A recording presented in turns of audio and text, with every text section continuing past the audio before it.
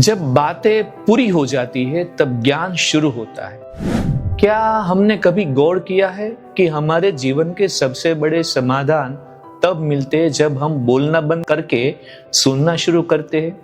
अर्जुन के साथ कुछ ऐसा ही हुआ। अध्याय 2 के श्लोक 9 और 10 दोनों साथ में लेंगे क्योंकि दोनों श्लोक संजय बोलते हैं और यहाँ 2 श्लोक इस महान संवाद का टर्निंग पॉइंट है। यहाँ अर्जुन का बोलना बंद होता है और कृष्ण का मुस्कुराना शुरू होता है। यह क्षण हमें सिखाता है कि जब हम अपनी सीमाओं को स्वीकार कर लेते हैं तब हम कुछ नया सीखने के पात्र बनते हैं। श्लोक है संजय उवाच एवमुक्त्वा ऋषिकेशं गुडाकेशः परन्तप न योत्स्यैति गोविन्दम् उक्त्वा तूष्णीं बभूवः तमुवाच ऋषिकेशः प्रहसन्निव भारत सेनयोरुभयोर्मध्ये विषीदन्तमिदं वचः। संजय बोले, हे राजन, शत्रुओं को ताप देने वाले अर्जुन ने कृष्ण से मैं युद्ध नहीं करूंगा ऐसा कहकर मौन धारण कर लिया।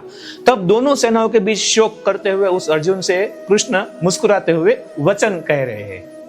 तो इसमें 3 सीख मिलेगी हमें बिजनेस और व्यवहार की। एक, सुनने की कला, the art of listening. Arjun तुष्णी बभूव यानी कि मौन हो गए। बिजनेस में एक अच्छा लीडर वही है जो जानता है कि कब अपनी राय रोकना है और कब अपने सलाहकार या मेंटर की बात सुननी है। दूसरी बात, संकट में मुस्कुराहट यानी कि स्माइलिंग इन क्राइसिस। कृष्ण का मुस्कुराना प्रसन्न उनका विजडम दिखाता है। तो एक लीडर की मुस्कान और उसका आत्मविश्वास आधे संकट को तो ऐसे ही खत्म कर देता है। तीसरी बात, सही मंच यानी कि राइट स्टेज। यह संवाद यानी कि सेनयोरुभयों मध्य, दोनों सेनाओं के बीच में हो रही है। उसका अर्थ है कि ज्ञान उसी में नहीं है बल्कि चुनौतियों के बीच यानी कि युद्ध के मैदान में भी फूलता है। क्या आप मुश्किल समय में घबरा जाते हैं या कृष्ण की तरह शांत रहकर मुस्कुरा सकते हैं? अगर आप काम रहना चाहते हैं तो कमेंट में स्टेबल ऐसा लिख सकते हैं।